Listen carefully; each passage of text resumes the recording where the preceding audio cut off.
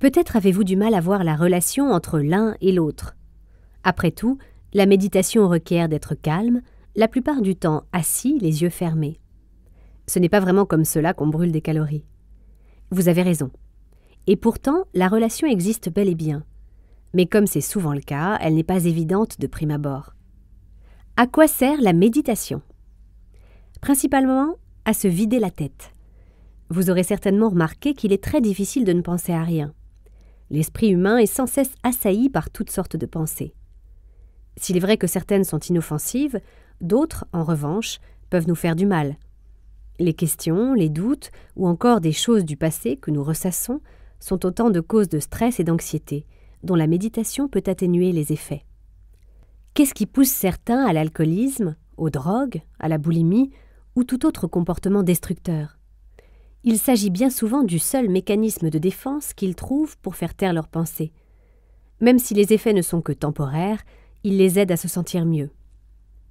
La méditation remplit le même rôle sans les effets négatifs.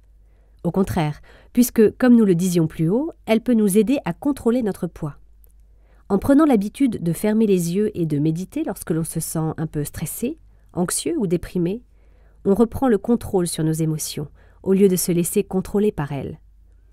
La méditation crée une connexion entre le corps et l'esprit.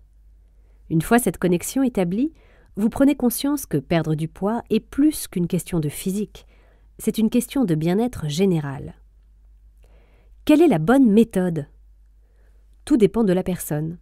Quelque chose qui fonctionne pour vous ne fonctionnera peut-être pas pour quelqu'un d'autre, et inversement.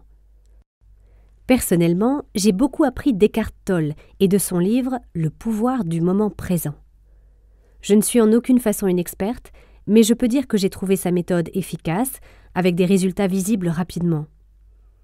La méditation consiste à prendre conscience du moment présent.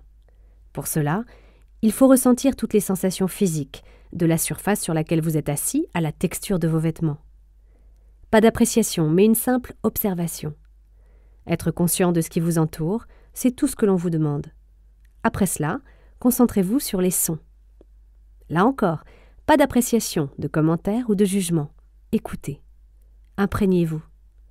Si une pensée vient perturber votre méditation, un bruit vous énerve ou vous pensez soudainement à votre liste de courses, etc., contemplez-la, mais ne vous y attardez pas. Regardez-la passer comme vous regarderiez passer un train. Essayez de recentrer votre attention sur vous. Visualisez l'énergie qui vous traverse et vous permet d'être en vie, vos poumons qui se gonflent d'air à chaque respiration, votre cœur qui bat selon un rythme régulier. Ressentez cette énergie qui circule d'une extrémité à l'autre de votre corps. Vous n'êtes pas obligé d'être dans le noir ou le calme le plus complet pour méditer. Il m'arrive de le faire le soir, avant de m'endormir, mais aussi en conduisant ou lors des repas. Lorsque vous mangez, prenez le temps d'observer votre nourriture, les textures, les saveurs, les sensations provoquées par chaque bouchée. Cela vous aidera à ralentir, à manger moins vite et à mieux profiter de vos repas. On appelle cela l'alimentation consciente. Non seulement cela vous permet de prendre conscience du bien que vous font les aliments de qualité, mais également d'être plus à l'écoute de votre corps et ainsi manger seulement ce dont il a besoin.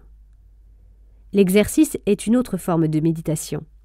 Lorsque vous faites du sport, il vous faut être conscient du moment présent, afin de ne pas pousser votre corps au-delà de ses limites et vous blesser. Le yoga, par exemple, requiert une concentration maximum pour pouvoir effectuer les pauses correctement. La bonne méthode de méditation, c'est celle qui vous donne les meilleurs résultats. Rien ne vous empêche d'utiliser un CD ou un DVD pour vous guider. Il existe aussi quantité de vidéos sur Internet, où vous pouvez simplement fermer les yeux et répéter des affirmations positives, ou vous entraîner à la visualisation. Il n'existe pas une méthode qui surpasse toutes les autres. Par contre, il existe une méthode qui vous convient mieux que les autres. Il ne vous reste plus qu'à la trouver. Et vous, pratiquez-vous déjà la méditation? Si oui, cela vous a-t-il aidé?